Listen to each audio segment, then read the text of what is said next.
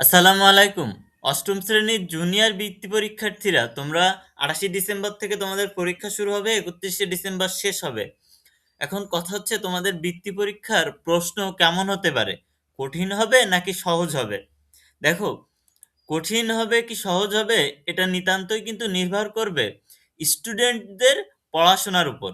ধরো একটা স্টুডেন্ট সারা বছর পড়ছে। খুব সুন্দরভাবে সবকিছু সিলেবাস কমপ্লিট করছে।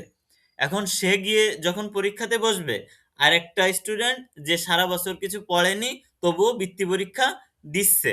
বৃত্তি পরীক্ষাতে যখন দিচ্ছে, বৃত্তি পরীক্ষাতে যখন বসবে, তখন তার কাছে প্রশ্ন কেমন লাগবে? আর যে সব শেষ করেছে সিলেবাস, তার কাছে প্রশ্ন কেমন লাগবে? দেখো, ২ জনের ভিতরে কিন্তু একজনের কাছে প্রশ্ন সহজ লাগবে আর একজনের কাছে কঠিন লাগবে। কার কাছে সহজ লাগবে? যে সারা বছর পড়াশোনা করছে, বৃত্তি পরীক্ষার জন্য প্রিপারেশন নিছে, তার কাছে প্রশ্ন সহজ লাগবে।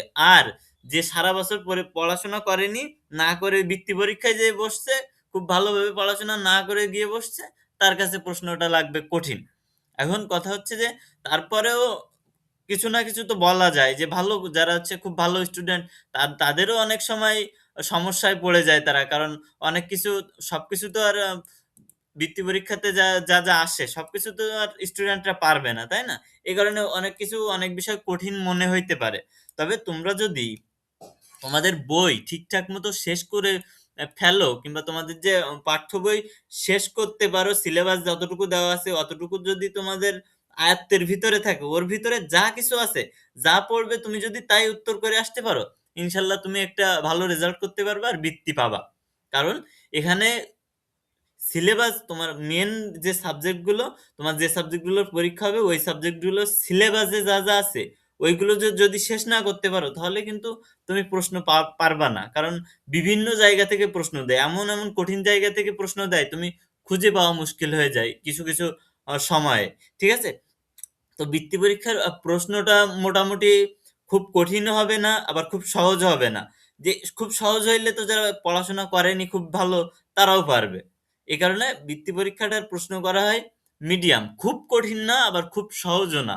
যাতে করে যারা খুব ভালোভাবে পড়াশোনা করছে, যারা ফাঁকি মারেনি, তারাই শুধু অ্যান্সার করতে পারে। আর যারা হচ্ছে ফাঁকি মারছে তারা অ্যান্সার করতে পারলেও অ্যান্সার ভুল করে আসে। এই কারণে তারা বৃত্তি পায় না। যারা ভালোভাবে পড়াশোনা করছে তাদের কাছে প্রশ্ন সহজ লাগে, তারা অ্যান্সার করে আসলে তাদের বৃত্তিটা তাদের কনফার্ম হয়ে যায়। সুতরাং পরীক্ষার প্রশ্ন কঠিন হবে কি সহজ হবে সেটা স্টুডেন্টের নিজেদের উপরে নির্ভর করে। ভালো যদি পড়াশোনা করে থাকো, প্রশ্ন হবে সহজ। আর যদি খারাপ পড়াশোনা করে থাকো, ভালোভাবে পড়াশোনা না করে থাকো, ফাঁকি মেরে থাকো, তাহলে তোমার কাছে প্রশ্ন মনে হবে যে কঠিন প্রশ্ন হয়েছে। কিন্তু আসলে কঠিন প্রশ্ন হয় না।